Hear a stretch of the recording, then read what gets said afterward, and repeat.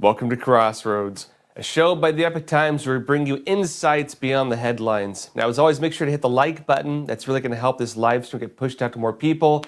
And let us know what you think. But let's jump into it. Now, the protests and riots in Los Angeles, it looked like they were getting under control. There are mixed reporting now. It does seem that people were out again last night. Riots yet again. The LA mayor has put a curfew in place. Trump has deployed the National Guard. The U.S. Marines are now on their way. And we're also now seeing the next phase of law enforcement operations with arrests and wanted posters. Now, the Department of Homeland Security announced it has arrested hundreds of illegal immigrants during the riots. The FBI has a wanted poster out for a man accused of throwing stones at police. And the Department of Homeland Security, well, they've announced the arrest of an illegal immigrant accused of throwing Molotov cocktails at police. Now, let's jump into it first.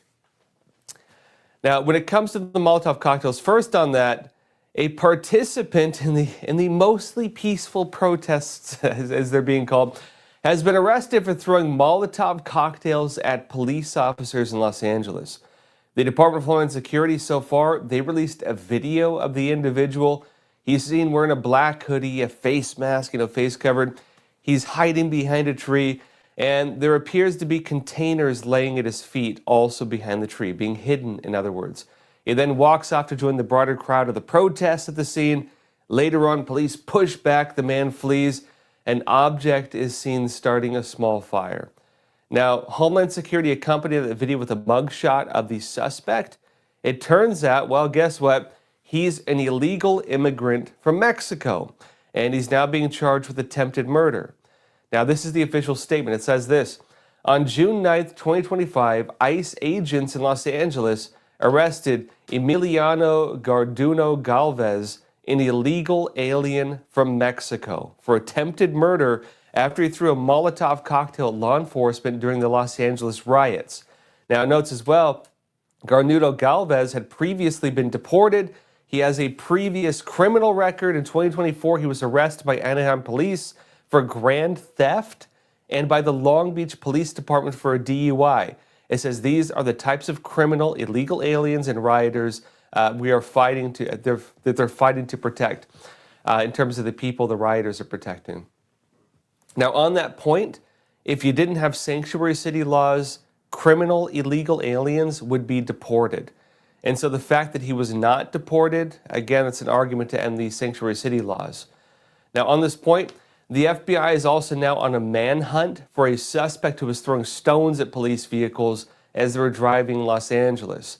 The FBI, they posted a photo of the individual. They announced a $50,000 award for information leading to his arrest, and he's wanted for allegedly assaulting an officer. This is the official announcement. It says the FBI is offering a reward of up to $50,000 for information leading to the arrest and conviction of Elpidio Reyna. It notes this individual is wanted for the alleged assault of a federal officer in the city of Paramount, California on June 7, 2025. At approximately 3:30, it notes he allegedly threw rocks at law enforcement. He injured a federal officer. The FBI set up a digital media tip line and asks anybody with information, photos, and or video footage to submit them to this FBI website, which they're setting up now. Now, that tip line from the FBI, it says, basically, that's part of a broader FBI initiative. The agency's field office in Los Angeles, they wrote in a statement, the FBI has established a digital media tip line for evidence of violence associated with opposition to immigration enforcement in and around Los Angeles. And it says we are seeking images or video of assaults, property damage, looting, arson, or other unlawful activity. Now, on this point, it was continuing as of last night. We'll see where it goes. It turns out many illegal immigrants were arrested during the protests and riots in Los Angeles, making it difficult for them when they say it was not illegal aliens. It turns out a lot of them were. White House Press Secretary Karoline Leavitt, she explained what happened, and she also discussed claims that some protesters were being paid. Watch this. The president said yesterday that paid insurrectionists were behind or involved in the protests in Los Angeles.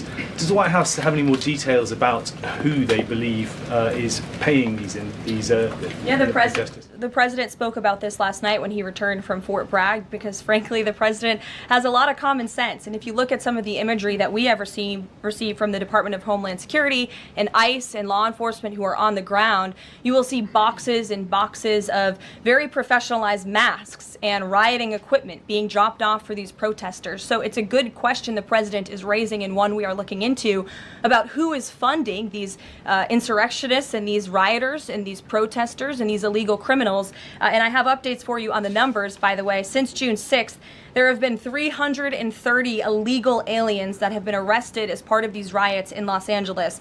113 of those illegal aliens had prior criminal convictions.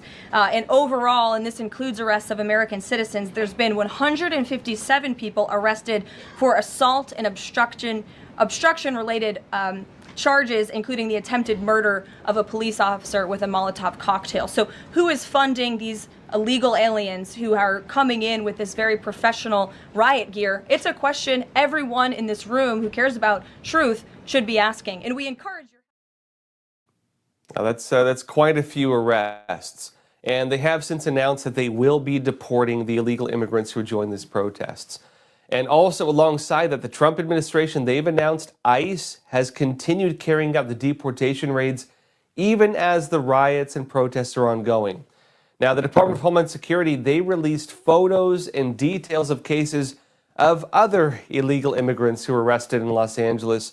This was while the riots were taking place. And it said in a post, "To the LA rioters, you will not stop us or slow us down. ICE will continue to enforce the law and arrest criminal illegal aliens." It says below is a list of some of the violent criminal illegal aliens arrested in ICE's Los Angeles operation on June 9th and 10th.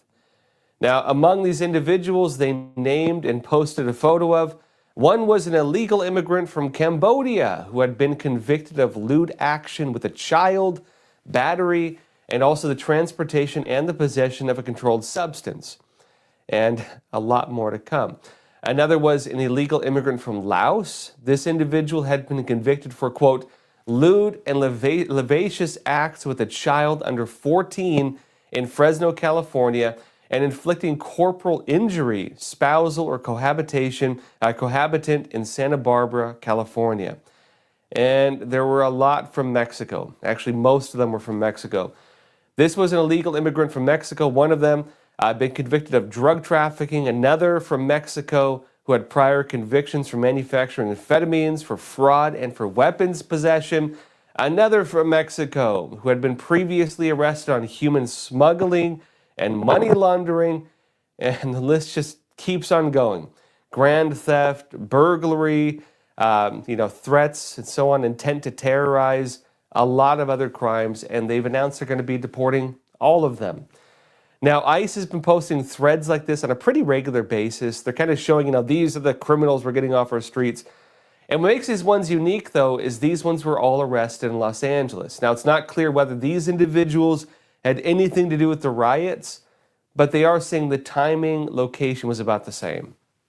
Now, alongside that, the State Department also posted a statement from Secretary of State Marco Rubio saying, quote, "No nation is obligated to harbor foreign criminals from justice in their home nations, much less allow them to continue their crime spree right here in the United States." And he adds, "We are unwavering in our commitment to end illegal immigration and bolster America's border security." Important also because, again, sanctuary city laws specifically protect criminals, criminal aliens.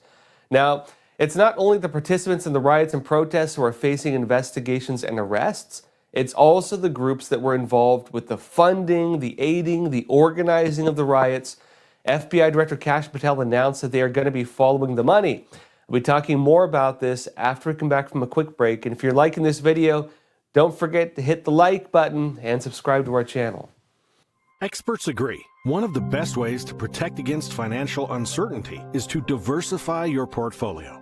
Learn how physical gold and silver can secure your retirement funds from today's economic challenges. With a gold IRA from American Hartford Gold, you can safeguard your wealth with no penalties or taxes when you transfer your current qualifying retirement accounts. Call now and our precious metals specialists will send you a free information kit, no cost or obligation. American Hartford Gold, a trusted industry leader with an A+ from the Better Business Bureau, has a 5-star rating from thousands of happy clients. Whether you are getting physical precious metals in a gold IRA or delivered to your doorstep, we offer only the highest quality gold and silver. For your peace of mind, we also offer a no-fee buyback commitment, a low price guarantee, along with free shipping and free insurance. So don't wait. Call the number on your screen today and secure your financial future.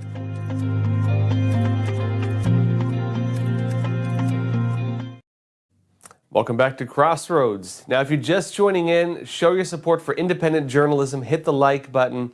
It really helps grow the algorithm of our channel. Now, look, right now we're seeing hundreds of protesters apprehended in the LA riots, thousands now actually. But it's not only the participants who are facing investigations and arrests. It's also the groups that were involved in the funding, the aiding, and guess what? The organizing of the riots. FBI Director Kash Patel announced that they've now launched investigations also into the money behind this.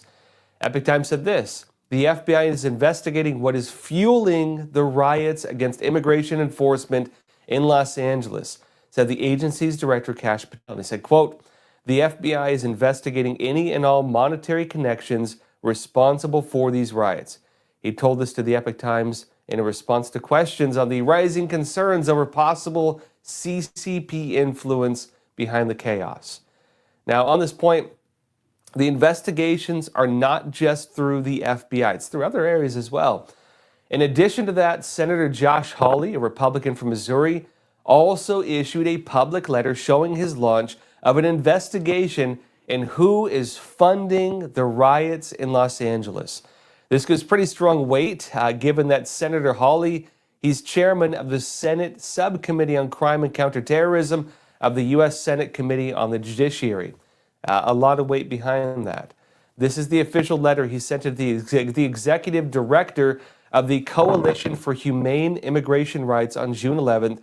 And he says he's writing, quote, regarding your organization's alleged role in financing and materially supporting the coordinated protests and riots that have engulfed Los Angeles in recent weeks.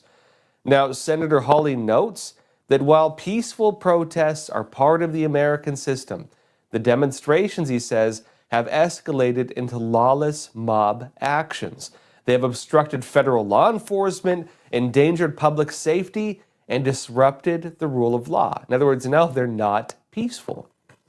Now, look, in terms of the organization itself, he then adds, quote, credible reporting now suggests that your organization has provided logistical support and financial resources to individuals engaged in these disruptive actions. And he states, let me be clear, bankrolling civil unrest is not protected speech. It is aiding and abetting criminal conduct.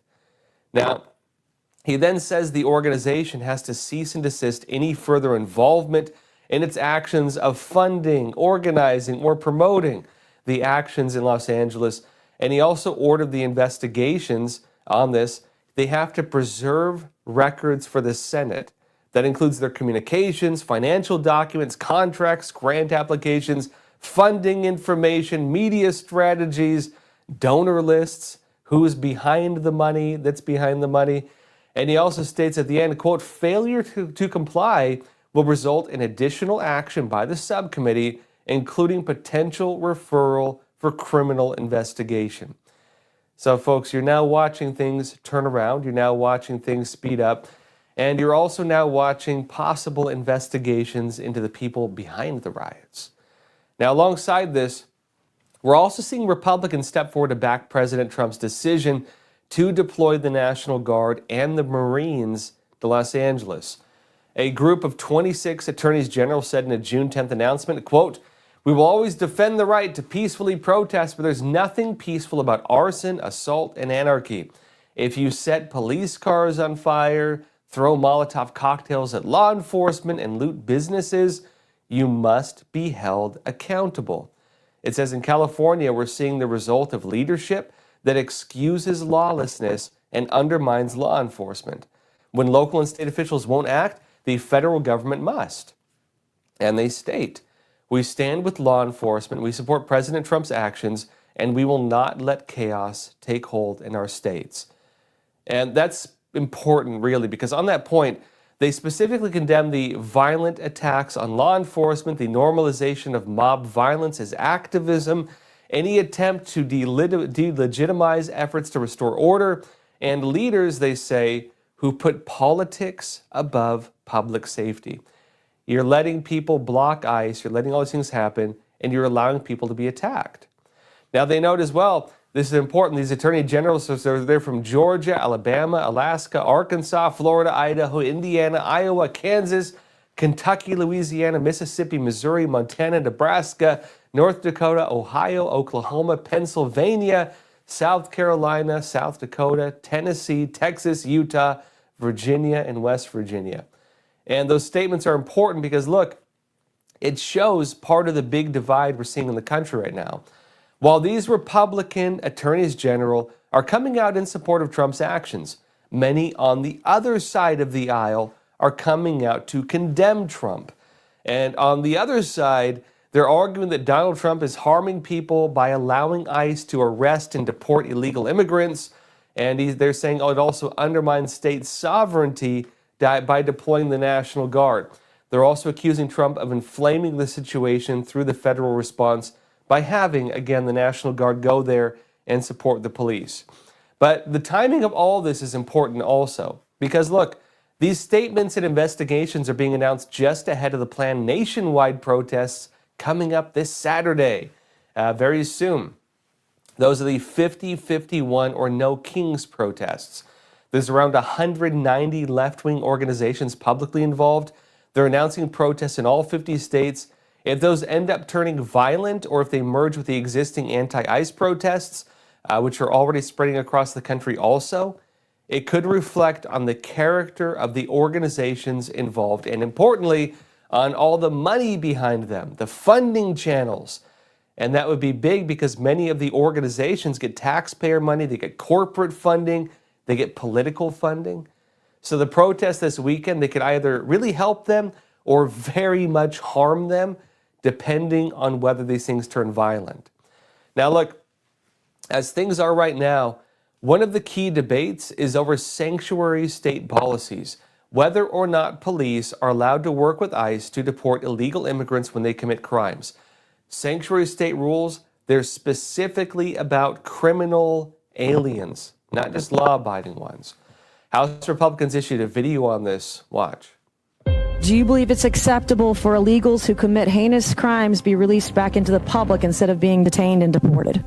Yes or no? This is not hard. Yes or no? Democrat politicians in cities across our country have enacted sanctuary city policies and raising serious public safety concerns. It's a perversion of the rule of law. It needs to be stopped. These cities are protecting the criminals instead of the communities. This is atrocious. You have these sanctuary city policies that withhold from actually law being enforced. And it's not just the Big Apple. Boulder has changed. It's different.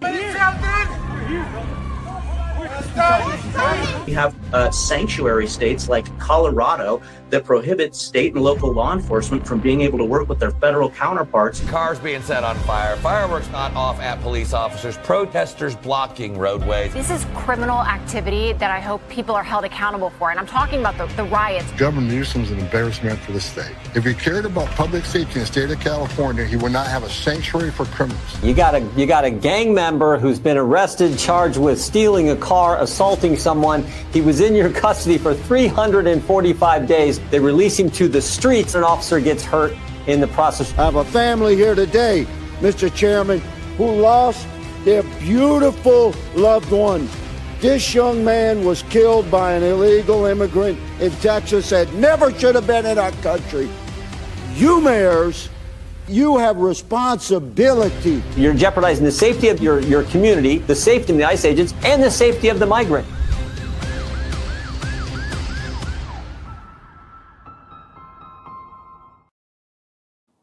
Now that video, that was posted as a lead up to a congressional hearing that'll be happening today. Governors of sanctuary cities, they are being called to testify before the House Committee on Oversight and Government Reform. This is the House announcement on it. It says this: House Committee on Oversight and Government Reform Chairman James Comer, a Republican from Kentucky, announced today a hearing with sanctuary state governors. Governors of Illinois, Minnesota, and New York will testify at the hearing on their state's sanctuary policies that shield criminal illegal aliens from immigration enforcement. And they say this, quote, sanctuary policies only provide sanctuaries for criminal illegal aliens. Former President Biden created the worst border crisis, they say, in U.S. history and allowed criminal illegal aliens to flood our communities. President Trump has ended this crisis, and now we have the most secure borders in decades. The Trump administration is taking decisive action to deport criminal illegal aliens from our nation, but reckless sanctuary states like Illinois, Minnesota, and New York are actively seeking to obstruct federal immigration enforcement.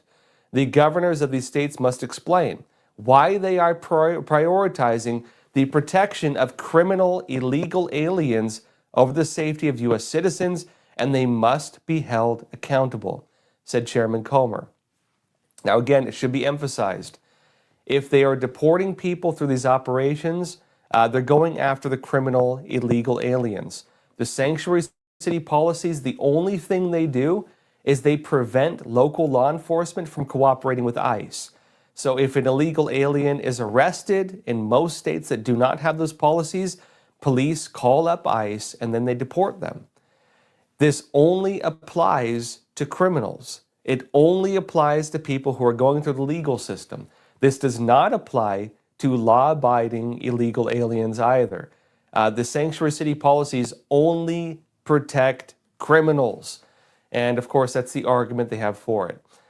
Folks, if you thought this episode was interesting, show some appreciation, hit the like button, share this episode. Let's jump into some questions. All right, first off here, Denise B. You're saying, sounds a bit like what Josh was warning of near the end of yesterday's episode. The CCP would like nothing better than to incite both sides to violence. Yeah, and they would. For them, this is about chaos. It's about destabilizing the United States. And the CCP could very likely have people funding, operating on both sides of this whole thing. Just plain old water today, folks. The CCP, their interest would not necessarily be to protect illegal immigrants. I know a lot of people say, well, what about the the CCP bringing in people through Mexico or whatever else like that? What about that? They would use those people. The Chinese Communist Party subversion, they recognize even second and third generation Chinese as part of their system. So if illegal immigrants come here from China, the CCP will target them, but and they will be part of the system. They'll try to bring them in, and they have operations for it. The United Front Work Department specifically. But on that front, any type of official real Chinese spy, they'll bring them in through visa programs. A lot of students, a lot of researchers, they're the ones they'll target and try to rise up through the ranks of our system. They'll try to place them in government. They'll try to infiltrate our government using Chinese spies. They'll have them run for political office, especially local races where you don't have a lot of candidates. And they'll get officials as Chinese Communist Party agents. They do this across the country. They'll get them into the media. A lot of journalists, unfortunately, have CCP ties. A lot of the Chinese ones have CCP ties, especially with the mainstream media. They do that actively. And then what happens? Also in businesses. So let's say the Chinese Communist Party, there's a Chinese company in the United States. If you're a Chinese company, you're doing business with China, you can't get out of it. They'll make you give a visa to certain people. Those certain people will be spies. They use a lot of the visa programs to bring spies in too. And so they infiltrate the system heavily through the visa system. Now, on the point of illegal immigrants, again, for the CCP, again, if they had 1 billion Chinese here, they would use 1 billion Chinese to try to infiltrate the system. Alongside the United Front Work Department is called the Overseas Chinese Affairs Office, and that actually manages the overseas networks. They treat them like Chinese citizens on American soil. And again, even second and third generation Chinese are targeted. It doesn't mean they're part of it, but they are targeted by it. On that front also, in terms of the CCP's interests, chaos operations, making America look bad, it helps them with trade deals abroad. If China is going to, for example, Mexico, and they're trying to make trade deals, having inflamed conflicts here, making America look bad, it benefits them, especially with Mexico honestly becoming more of a hostile state in terms of calling for protests, in terms of, sending drugs here and the amount of crime you have there. The CCP is heavily, heavily involved in Mexico. Same thing throughout a lot of Latin America. The Chinese Communist Party's the Belt and Road Initiative. They go into these countries, they offer bribes and other things to the politicians. The politicians sell out their countries with debt traps, and then they're in the pocket of the CCP. They do it all over the place. And so when they go and make those deals, a lot of countries have two choices. Do you want to side with the United States, or do you want to side with the Chinese Communist Party? And a lot of them, because of money, bribery, corruption, they've sided with the CCP. And so these types of operations, making America look bad, the CCP saying, we can provide you security, America can't. They need this kind of stuff. It's good for their optics, which is why they would be interested in fueling it, by the way. Another question here, Philly Tree, saying there's no such thing as law-abiding illegal immigrants. I did say that, didn't I? Thank you for clarifying. It is true. If you're an illegal immigrant, you are in fact committing a crime. It doesn't mean you're committing every crime, but illegally entering the United States is in fact a violation of American law. And they're enforcing it now. Look, I know a lot of people say, well, look, I've been here for 20 years. I've been here for 50 years. The official statement from the Trump administration is they don't care anymore. It doesn't matter how long you're here. The message from the Trump administration now is actually the longer you've been here, the more of a crime you've committed. Because what they've done now is they put retroactive fines in place. So if you've been here, it's $500 a day. Every single day, if you had an order to leave the country, every single day you're here, it's $500. There was a woman who's been here for 15 years, just got hit with over $1 million fine. Case in point. And so not only does it not make it a crime to have been here for decades, it makes it more of a crime. It means that you're violating the law every single day, at least according to the way the Trump administration is enforcing it. And you could say, well, Democrats feel different. Biden did not give them citizenship. If Biden wanted to protect them from deportation, he would have given them citizenship. Do you know who did that, by the way? Ronald Reagan, a Republican. And when Reagan did that, it flipped California from a blue state to a red state, which is why I think they're not doing it now. One of the big reasons they're not doing it now. And the other thing, too, is a lot of the new Mexicans you have coming across, when you have these organizations, they talk about La Raza, establishing a kind of like communist view under a Mexican heritage narrative. You have a lot of them who believe that America is stolen land from Mexico and Americans stole the land from the Mexicans. It's actually a false narrative. There is some truth to it, but it's a false narrative. Let me explain the history of that. Again, the Mexican Revolution overthrew the Spanish government. Mexico was under Spain. If you want to say, America stole land from Mexico, Mexico stole land from Spain. And they stole it from the Aztecs, and they stole it from a lot of other tribal groups. If you want to say that Texas is stolen land, well, Texas did not steal it. They had an agreement with the Spanish government. And again, Santa Anna, when he took over Mexico, stopped recognizing that and then went to war with them. Their agreement was with Spain, not with Mexico. And so, no, it was not stolen. On that point, too, you could argue that Spain, they stole the land from the Comanches, and the Comanches stole the land from the Apaches, and the Apaches stole land from the Cherokees, and so on, and so on, and so on. And so if you want to go down the stolen land narrative, you can go on forever. Because guess what? Everybody stole land from somebody.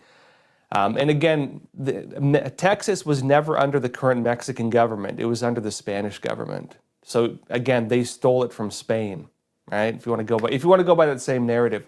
But for a lot of the Mexican government officials, that's their big narrative.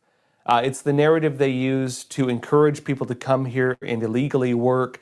It's the narrative they use to justify drug trafficking, killing 100,000 Americans every year. It's the narrative they use to excuse these things. And it's also why a lot of them coming here now, they're not like they used to be. They're very entitled. They think we owe them. They think they have a right to be here. They think that we do not have a right to be here. And it's because it's what they're being told in Mexico right now. Their own government officials are telling them this. And so, I don't agree with that stuff personally. Now, to be fair, on the other side of it, I have read a lot of old books, and including like notebooks of government officials going back pretty far. I know Ulysses S. Grant. He was the leading Union general during the Civil War. He was also a governor. Later, of course, became president of the United States. He actually fought, was one of the generals in the war to fight for Texas, right? We were fighting against the Mexicans trying to overthrow the Texas government, trying to seize it because, again, they were under Spain, not Santa Anna. Santa Anna established a military dictatorship. He was a military dictator, and he overthrew the government. Texas pushed back against it. Ulysses S. Grant actually was unhappy with the United States getting involved in that because he did say that part of the peace agreement where we got California and a few other states, he didn't agree with that. He didn't believe it should be handed. This is the other important point, though. It wasn't that he thought they should be handed to Mexico. He thought they should have just been their own country, basically. And Texas, notably, was its own country and then later joined the United States. The situation is very similar to like Canada and the United States. Canada, under British rule, was part of the same country. Again, they were formerly under the French. The Indian Wars, America fought there. The Indian Wars were actually against the French, but they were allied with Indians. The British government fought, overtook Canada. It became part of the British Empire. And then what happened? The American Civil War happened. Canada remained loyal to the British. America wanted to establish a different country. We became two countries. Same thing with Texas. Texas, again, was like Canada. You had a revolution taking place in Mexico. They didn't want to be part of it. They tried taking it over. They lost the war. They did not take it over. War of 1812, same thing, right? They did not take it over, and then they became their own country. Then they joined the United States. So the whole narrative is stupid. But again, it's what they're telling people because it justifies what they want, right? People like to hear what they want to hear. Cassandra Olympiad, you're saying stole the land from Mexico is the newest tactic to replace the CRT. Yeah, and it's what a lot of them believe now. So when they're waving the Mexican flags, and when I was walking around the federal building in LA, people were spray painting La Raza, and now you have a lot of the protesters, and I don't think these are Mexicans for the most part. I think a lot of them are like your pro-Gaza protesters, like your Antifa guys. They're now saying from Gaza to Mexico, liberate the world, basically. And they're going by that same narrative. Even the Mexican president is saying this stuff. Even like Mexican officials are saying it. They're claiming that they own part of America. And I don't think America is going to give up land to Mexico just yet, personally. And it would make it awkward because then they'd probably illegally immigrate here anyways. You know what I mean? They probably would not do very well with it if they were to have it. Just seeing the way that the gangs are taking. And look, on that point too, I think the biggest problem they have is the gangs and cartels that have effectively taken over most of the country.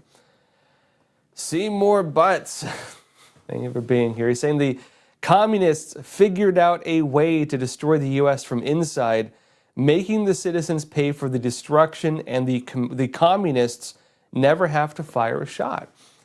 Yeah, and it's what they did during the Cold War. It's what the Soviets were doing in the United States with a lot of the movements here. In many instances, they did not start the movements. In most instances, They were just trying to increase the momentum of the movements.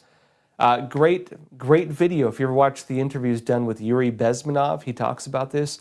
He was a Soviet propagandist. He defected to the United States, and he explained, has anyone heard the concept of accelerationism? If you see a system you don't agree with, rather than resist it, there are people who believe that rather than pull back, you should look at the existing negative trends that are harming the society and accelerate them. So what is harming America? Illegal immigration is now harming us. It maybe wasn't a huge problem in the past. It's at a point now where it's harming the country.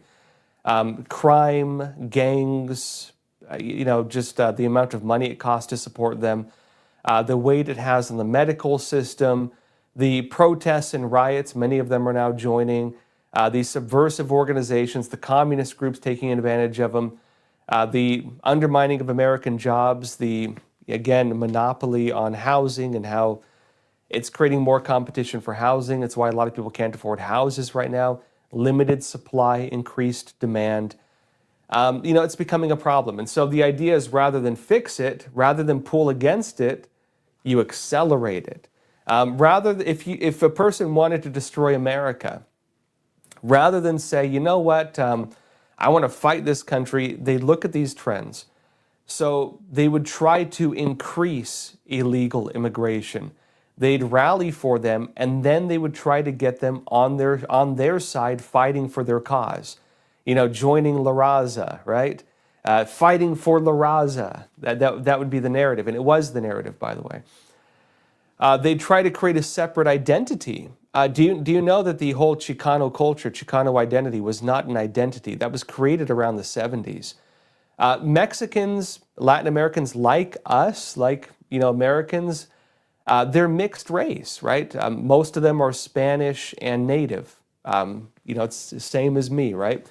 On my mom's side, I can trace my family back to the Mayflower, but I'm also basically every country America has conquered, Hawaiian, Filipino, Native American.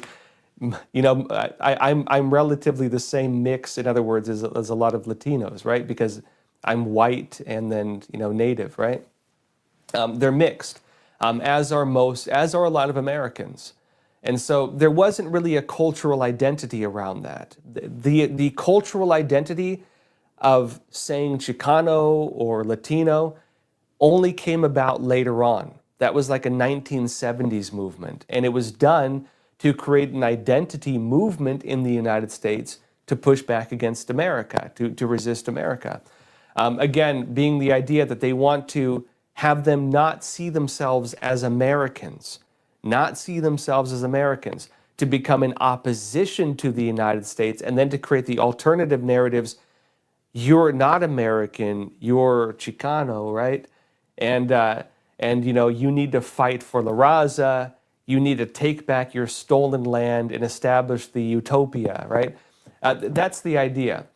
Drugs are another negative trend. Hey, rather than try to fight a war with America and try to shoot, American citizens on a battlefield, just spread drugs that kill them. Look, in the entire Vietnam War, we lost, 70,000 people, killed? We're losing 100,000 a year to drugs. Mexico, through the drug war, is killing more Americans than an entire open war. They're killing more Americans than an actual war. And again, that would be that's accelerationism. And I should note, the CCP, they started a lot of that. I don't think Mexico got on board, and we're going to kill Americans. The Chinese Communist Party established those drug trafficking. They established the drug networks mostly through Cuba. It was a program between Mao Zedong and Fidel Castro. They worked together, and Cuba, they had a lot of spy operations throughout most of Latin America. A lot of this went through Colombia initially. They created, of course, drug trafficking networks. It's why a lot of the older drug cartels are what you call narco-terrorist organizations. And a lot of them are Maoist trained. They were trained in China, right? Maoist trained, they were trained by the CCP. And those are your the older drug traffickers. They established all those networks. And why are they doing that? It's because it's accelerationism. They want to add fuel to the destructive flames in the United States. Another method of destroying us. And this is war. Even if you look at the CCP's narratives on unrestricted warfare, they have drug warfare on there. They have cultural warfare on there. They have all this stuff on there. Let's see, another question. Judy Akeem, you're saying, is there anyone trying to start a war on the southern border like one of the 4 wars the U.S. could be in? Yeah, there are. And you can even say that Trump is talking about that. He did declare, Trump has declared the cartels to be terrorist organizations. There have been other officials calling for that. Now, look, my personal opinion, I would say the cartels are terrorist organizations. And I would actually say that it's better than going to full war. And not only that, we're not really going after them as fully as I think they should. If the United States were only to target the cartels, it would not be that hard to wipe them out. They're not motivated by like a religion like you have with, Islamist terrorist regimes. They're not motivated as much by like a political ideology. They're just motivated by money. If you cut off the money, you remove the obligation, and they stop doing it.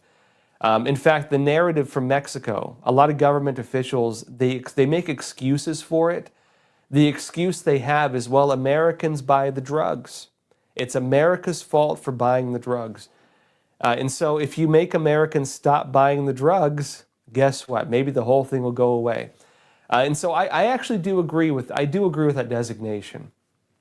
With the CCP, though, one of Xi Jinping's main advisors, Qin Can Rong, I've mentioned this before, he had advised Xi Jinping to get the United States pulled into 4 wars.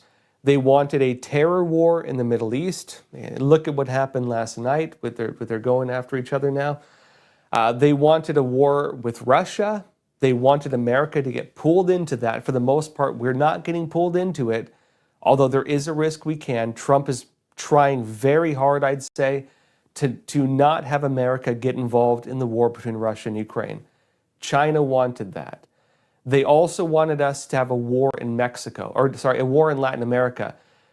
The Qin Can Rong specifically wanted America to go to war with Brazil. I'm sorry, it was not Mexico. He wanted America to go to war with Brazil. And that was when you had Lula da Silva in power. When Bolsonaro came into power, that whole plan went off the table. Lula's back in. And Lula's also working with the Maduro regime very closely. So, we'll see where that goes. But the CCP wanted to spark a war with the United States and Brazil. That was public. This is not some secret thing.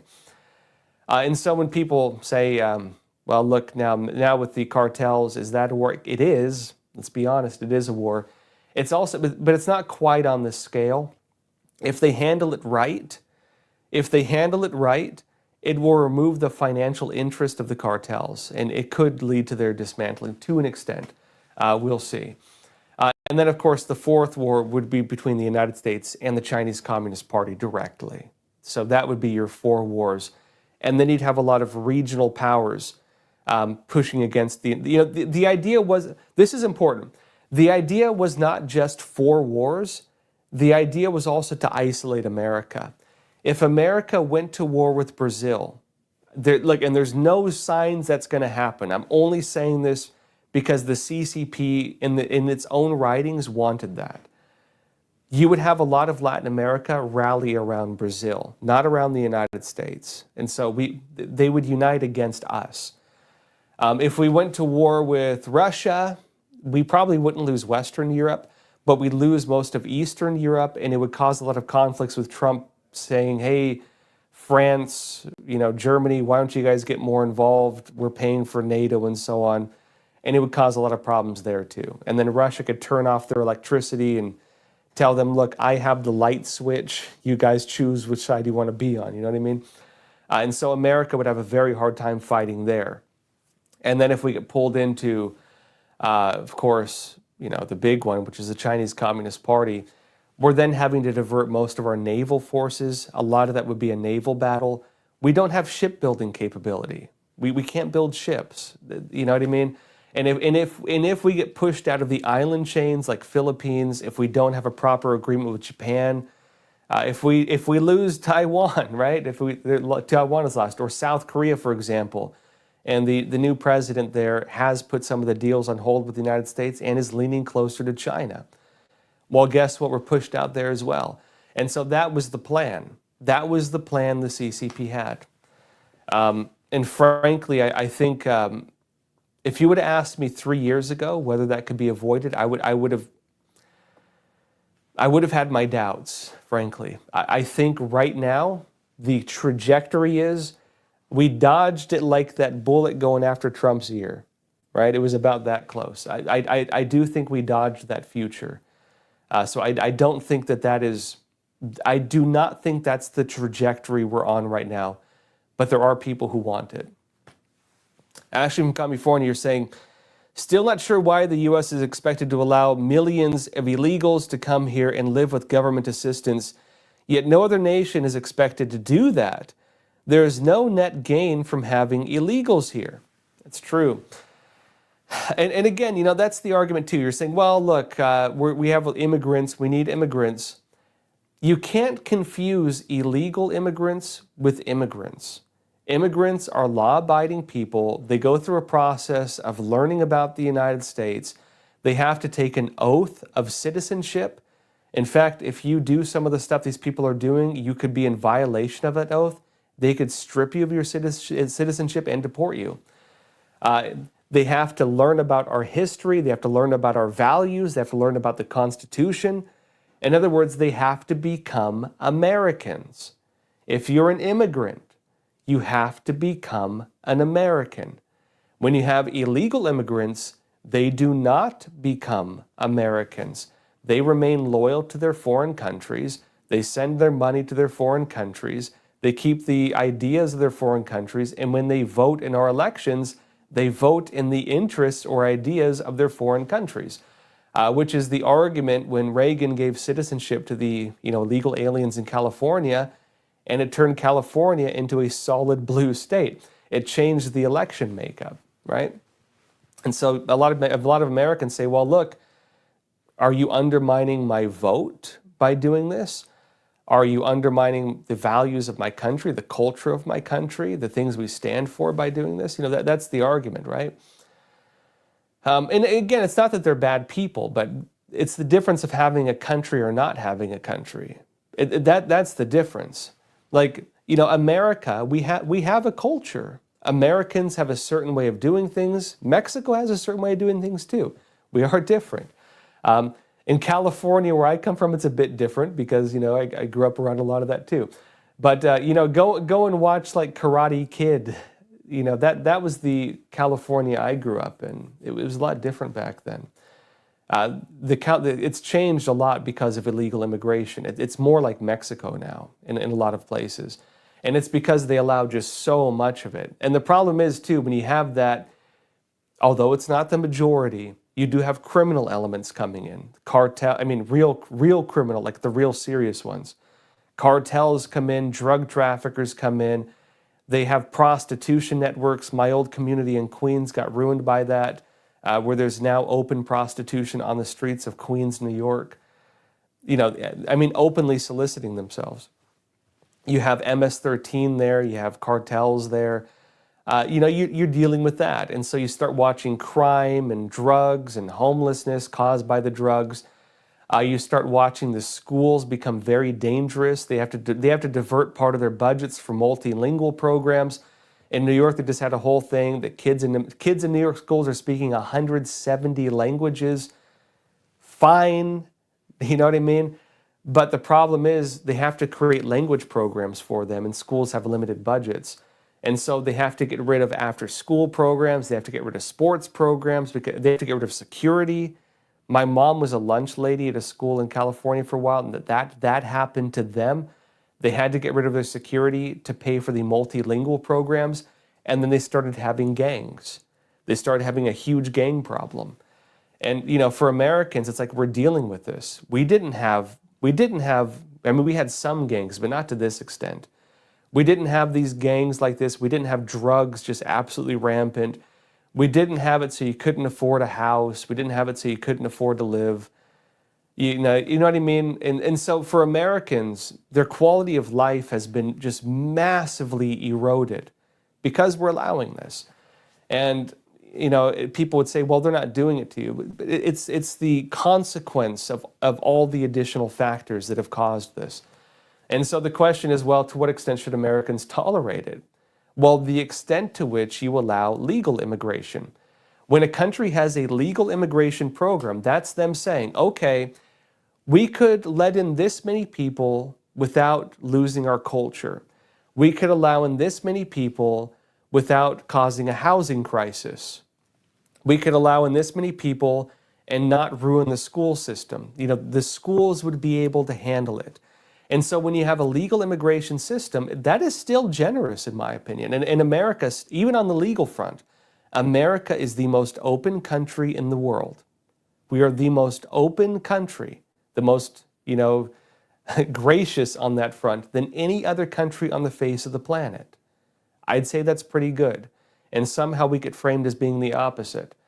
But again, legal immigration takes the factors of capacity, what we can support, into consideration. And it also looks at merit. What will this person bring to us? Will this person harm the American people when they come here? Or will they benefit the American people when they come here? Are they going to come here and go on welfare and join a gang? Or are they going to come here and start a business and work hard and benefit this country? You know, and again, and that's the different argument. That's also the danger you have when you start changing the language, where instead of saying illegal alien, you start saying, you know, new migrant or something, right? Undocumented migrant. You change the concept of legality. And you could say on one side that gives grace to the illegals. On the other side, it makes the legal immigrants look bad because it groups them with them. And I think it's terrible, actually, because now, I mean, I don't agree with this. If you look at some of the narratives you have, let's be honest, coming from conservatives, a lot of them are turning against migrants in general. I'm not talking about illegal immigrants. I'm talking about like normal legal migration. A lot of them are turning against that as well. And it's because they see the illegal immigrants causing so many problems that they want to get rid of the whole thing. And how do you think the legal immigrants feel about that? They are mad. They think the illegal immigrants are hurting them too, which is why I think, did you all see the polling? CNN had a poll out just recently showing Trump's approval numbers. Trump just saw like a 30% jump in approval from legal immigrants. Case in point, right? Benjamin and Boussier, you're saying, who is behind the creation of sanctuary spaces in the United States? Okay, yeah, so the sanctuary city laws mostly started up during Trump's first term in office, and it was mostly the governors and mayors. What happened was this. Remember the big narrative back in 2015. We're going to build the wall. It's going to be big and beautiful, right? That was Trump's narrative. Trump was saying that we were going to build the wall first, and then we were going to deport the illegal immigrants. That was basically Trump's campaign. What is actually interesting, if you look at the main campaign narratives of Donald Trump, what did he really, really stand for? One of the biggest issues across partisan lines was deporting illegal immigrants. He probably won the 2016 election on that narrative. Build the wall, deport illegal immigrants. He probably won the 2024 elections on the same thing. We're going to, saying he's going to finish building the wall, then deport the illegal immigrants. That was Trump's campaign. And of course, people liked other things.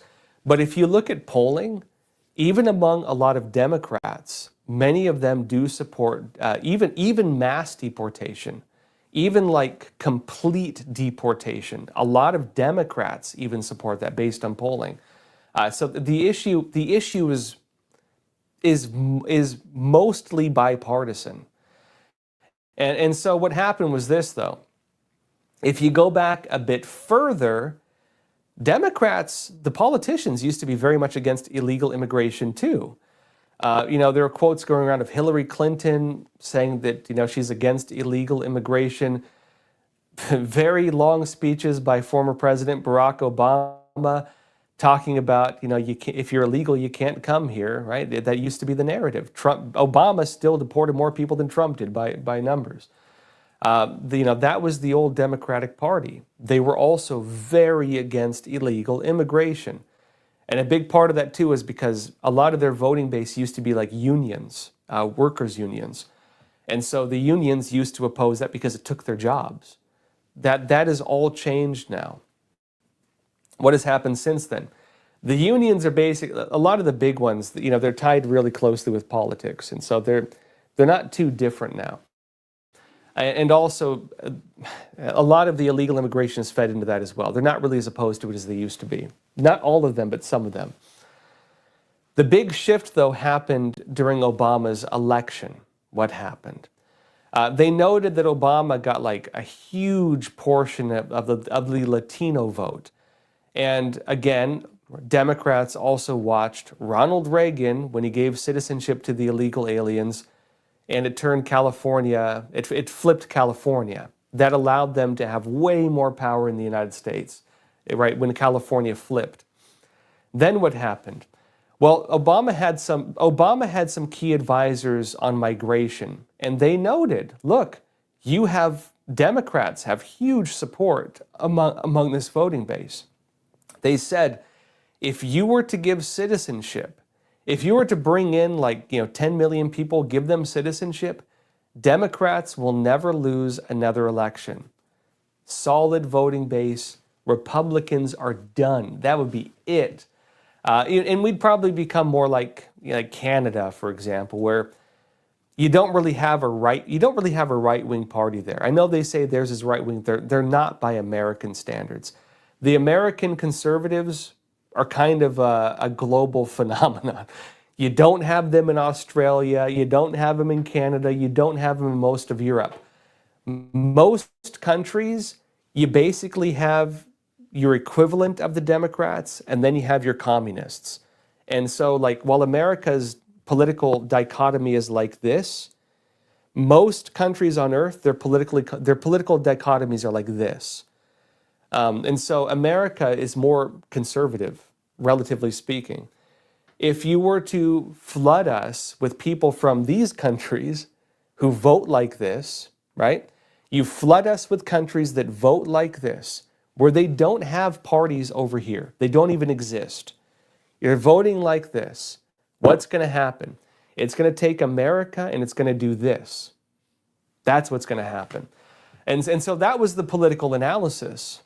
After that, what happened? Obama's second term in office, they started massively reducing a lot of the deportations, and they started creating a lot of new narratives around race, politics, and so on. And they started moving towards Obama had the Dreamers and so on. They started moving towards the idea that maybe these people, the illegal immigrants, could be future citizens. That was the narrative. Then what happened? Well, Hillary and Trump, they thought Hillary was going to win. She did not. Trump won. And Trump came in mostly on the point of deportations and illegal immigration. That was his main campaign talking point. And then what did Trump do? Trump moved to close the border. What happened right before that? And this is the important thing too. What happened towards the end of the Obama administration? The United States and Western Europe and Canada and other countries, they all joined the Global Compact for Migration. What was the Global Compact for Migration? It was the program to establish the migrant caravans using the United Nations. And so the United Nations, there's a lot of different groups with it. This was part of what I was investigating when I was in Panama and Mexico.